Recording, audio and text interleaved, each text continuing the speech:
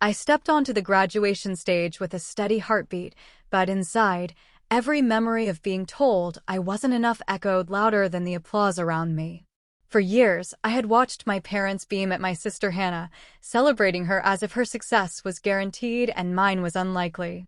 But the moment the dean began speaking, describing my achievements, my work ethic, my journey, I saw it happen. Their smiles faded, their posture stiffened, and a pale shock washed over their faces. It wasn't Hannah they were hearing about this time. It was me, the daughter they never believed would shine. And in that single moment, everything I'd carried in silence finally began to shift. My parents built my sister Hannah's future as if it were some sacred project, something too precious to ever risk failing. They invested in her dreams with an enthusiasm I never saw directed my way. Every tuition slip, every tutor session, every extracurricular trip, every moment of encouragement flowed to her effortlessly, like a river that always knew its destination. Hannah never had to ask for anything. Opportunities were simply placed in her hands, polished and waiting.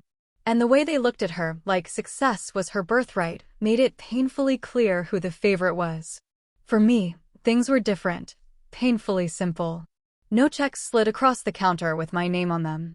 No tutors waiting after school. No special treatment wrapped in proud smiles. What I got instead were phrases meant to sound empowering, but carried the sting of dismissal. You're strong, you'll manage. As if my strength excused their neglect. As if being capable meant I didn't deserve support. What they were really saying was louder in the silence between their words. We're giving everything to Hannah. You'll figure life out alone. And maybe that was the moment I truly learned the difference between being loved and being relied on. Growing up, I slowly learned what it meant to live in someone else's shadow, specifically my sister Hannah's. No matter the occasion, whether it was birthdays, report cards, or even small everyday victories, I was always the responsible daughter, the one expected to handle things, stay quiet, stay steady. Hannah, meanwhile, was the cherished one, the child whose laughter drew attention, whose mistakes were forgiven instantly, whose achievements were celebrated like national holidays. I watched her receive praise for things I worked twice as hard for, and every time, a small part of me folded in on itself. It didn't happen overnight, but eventually, it became clear. Every time I reached out for help, every time I asked for support, every time I even hinted at needing something, it reminded them I wasn't Hannah. And instead of comforting me, that realization taught me to stop asking entirely. So I learned to survive without being seen, to carry my own weight quietly, to shrink myself down until my needs felt like burdens I wasn't allowed to have. It wasn't just growing up, it was disappearing a little more each year. The day I finally gathered the courage to ask for support, a simple, trembling request for even a little help, my mother didn't hesitate. She didn't soften her voice, didn't pause to consider how her words might land. She simply said, "Hannah deserves it, but you don't." And in that moment, something inside me cracked so quietly it almost felt like nothing at all, yet I knew everything had changed. It wasn't just rejection, it was a lifetime of unspoken comparisons finally spoken out loud. Hearing my own mother say I didn't deserve what she so freely gave my sister Hannah was like a final verdict on a case I never got to defend. But instead of breaking me, those words lit something sharp and burning in my chest, a fire I didn't know I had been building all these years. And right there, in the silence that followed her sentence, I made a promise to myself. If they didn't want to invest in me, then fine. I wouldn't ask again. I wouldn't wait for approval, permission, or pride that was never meant for me. I would build a life so solid, so extraordinary, so far beyond what they ever expected that they'd be forced to see what they never valued.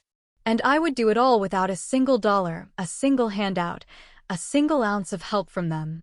If they thought I didn't deserve their support, then my success would show them exactly how wrong they were. While my sister Hannah slept comfortably in a room paid for without a second thought, I was somewhere under harsh fluorescent lights, wiping down tables, shelving books, or cramming formulas into my tired mind. She lived in ease, in warm dorms, weekend trips, new clothes, and the kind of confidence that comes from never having to worry about anything. I lived in the opposite world, juggling late-night shifts and sunrise study sessions, piecing my future together from scraps because that was all I was ever given. Some nights my hands ached from work, some mornings my eyes stung from lack of sleep. But I kept going. Eventually, exhaustion stopped feeling like punishment. It became routine. And strangely, so did growth. Every hour I pushed through, every assignment I finished half asleep, every shift I survived shaped me into someone sharper, stronger, more determined than they ever imagined I could be. The pain honed me. The struggle refined me. And with every quiet victory earned in the shadows, I became someone my parents would no longer be able to overlook, no matter how hard they had tried. The turning point came quietly, almost unexpectedly, through a professor who noticed me for reasons that had nothing to do with family name or privilege. He saw my discipline, my consistency, the way I showed up early and stayed late, the way I absorbed everything like someone who couldn't afford to fail. For the first time, an opportunity opened not because doors were held for me, but because I had pushed them myself one long, exhausting night at a time. When he recommended me for an elite scholarship and a position that could change the entire course of my future, it felt like the world had shifted just an inch, but enough to let light in. I didn't tell my sister Hannah about it. Not because I wanted to hide something from her, and not because I wanted to punish anyone, but because some victories don't need applause to matter. Some achievements feel sacred, like they belong to the version of me who fought alone in the dark for years. Sharing it would have meant opening it up to comparison again, or hearing the familiar guilt in my mother's voice, or the dismissiveness in my father's. So I kept it quiet, protected almost. For the first time, I had something that was entirely mine, and silence felt like the safest place to keep it. On graduation day, my parents walked in with the same confidence they always carried, the quiet assumption that any celebration in our family must have something to do with my sister Hannah.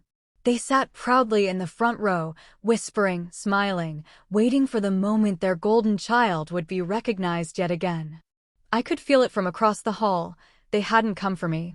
They hadn't even considered that I might have something worth applauding. But this time, the story wasn't theirs to script. When the dean stepped up to the microphone and began speaking about my journey, my grades, my work ethic, the scholarship I earned alone, the late nights I spent working jobs they never knew about, something shifted in the room. The applause began, cameras flashed, and I watched it happen. My parents' expressions tightened first in confusion, then in shock, and finally in a kind of disbelief that looked almost painful. For the first time in my life, the spotlight wasn't on Hannah. It was on me, the daughter they overlooked, underestimated, and quietly pushed aside. And in that single, electric moment, I realized the truth. I hadn't just earned a degree. I had rewritten our entire family narrative. The room fell into a strange, heavy silence the moment the dean announced the truth out loud, how I had worked nights to pay my own tuition, how every achievement I earned was built without a single dollar from home, while my sister Hannah's entire path had been fully funded and paved for her.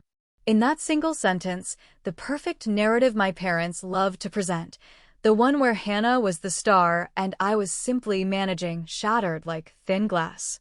I saw it all happen in real time, the stiffening in my father's jaw, the way my mother's smile froze mid-gesture, the flicker of panic in their eyes as the audience began to clap for a daughter they had never believed in. That applause didn't embarrass them, it exposed them. And when I looked at them, really looked, I realized something enormous. For the first time in my life, they were actually seeing me. Not as the backup plan, not as the strong one who didn't need help, not as Hannah's quiet shadow, but as someone who had risen far beyond what they ever imagined. They finally understood I wasn't the weak one. I was the overlooked one who climbed anyway, higher, faster, and entirely on my own. After the ceremony ended, my parents rushed toward me with a kind of frantic energy, smiles a little too wide, voices a little too bright, as if overacting could erase years of neglect. They congratulated me with trembling enthusiasm, repeating how proud they were, how they always knew I would succeed, as though they had played even the smallest part in the journey that nearly broke me. It was almost surreal watching them try to rewrite history right there in the hallway, grasping for a version of the story where they hadn't ignored me, dismissed me, or handed every advantage to my sister Hannah. I listened quietly, letting their words fall into the space between us without letting a single one sink in. I smiled politely, nodded at the right moments, but inside, I held the truth like something solid and unshakable. They could rewrite their memories if they wanted to. They'd been doing that my whole life. But they couldn't rewrite mine. The success they were suddenly eager to celebrate belonged entirely to me, the girl they overlooked, the daughter they underestimated, the woman who rose without their help. Their approval no longer mattered, and for the first time, that felt like freedom. Not long after graduation, the opportunity one had worked years for finally arrived, a job offer from a firm that valued my discipline, my resilience, and the countless unseen hours I had poured into becoming someone stronger than my circumstances. It wasn't just a career step, it was an exit door, a bridge leading me far away from the constant comparison to my sister Hannah, far from the expectations that had kept me small. Accepting that offer felt like breathing new air, the kind that didn't taste like disappointment or competition, but possibility. When I finally walked away from my family, it wasn't out of anger or bitterness. Those emotions had burned out long ago. I left with a quiet kind of freedom, the kind that settles in your bones when you finally understand your worth. I knew they would remember that graduation day for the rest of their lives, the moment their faces went pale as the truth came crashing in, the moment they realized I had risen higher than they ever believed I could, and that I had done it all without their approval, their money, or their support. I didn't need revenge. My success had already delivered it. And as I stepped into my new life, I felt lighter than ever, because for the first time, I wasn't walking in anyone's shadow. I was walking in my own light.